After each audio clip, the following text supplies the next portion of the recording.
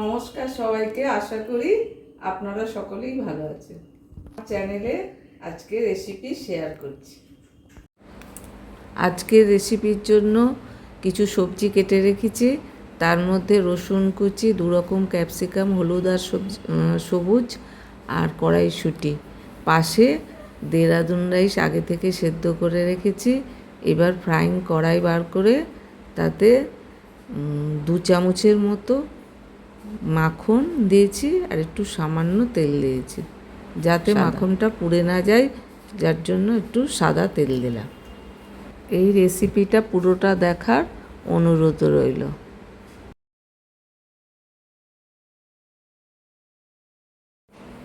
মাখনটা এবার গলে গেছে। এবার রসুন কুচি দেব, নাড়তে থাকবো যতক্ষণ না ব্রাউন হচ্ছে। আমার মামনির রান্নাঘর চ্যানেলে আরও নানা রকম রেসিপি দেখতে পাবেন, আপনারা ফলো করবেন। ব্রাউন হয়ে গেছে, এবার ক্যাপসিকাম কুচিগুলো দিয়ে দিলাম আর মটরশুঁটি দিয়ে দিলাম। এইভাবে সবজিগুলো নাড়তে থাকবো যতক্ষণ না নরম হয়ে আসছে।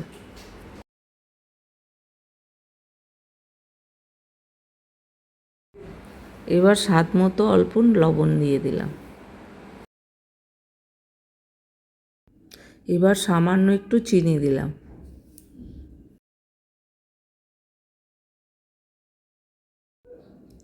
চিনিটা এবার সবজির সঙ্গে ভালোভাবে মিশিয়ে নিচ্ছি।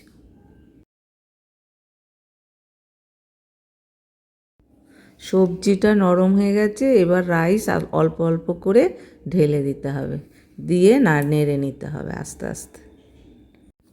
সবজিগুলো যাতে ভালোভাবে মিশে যায় ওই জন্য অল্প অল্প করে রাইস দিচ্ছিলাম আর নাড়ছিলাম। রবিবারে সকলে একটু অন্য স্বাদের জিনিস খেতে ভালোবাসে বলে ওই জন্য এই রেসিপিটা বানালাম। এটা খুব সহজ এবং অল্প সময়ে তৈরি হয়ে যায়।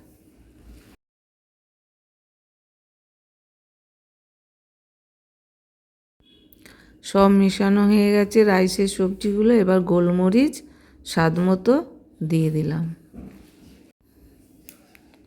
ভালো করে এবার নেড়ে নিচ্ছি।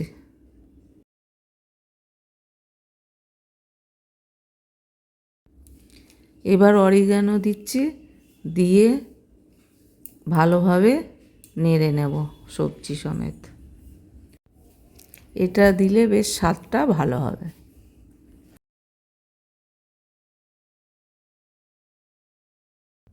রাইস রেডি হয়ে গেছে।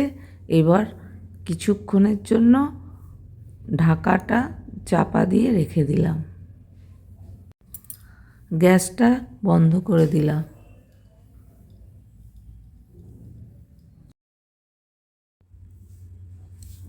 এবার দেখুন কত সহজেই কি সুন্দর রাইসটা হয়েছে এবং দেখতেও বেশ ভালো হয়েছে।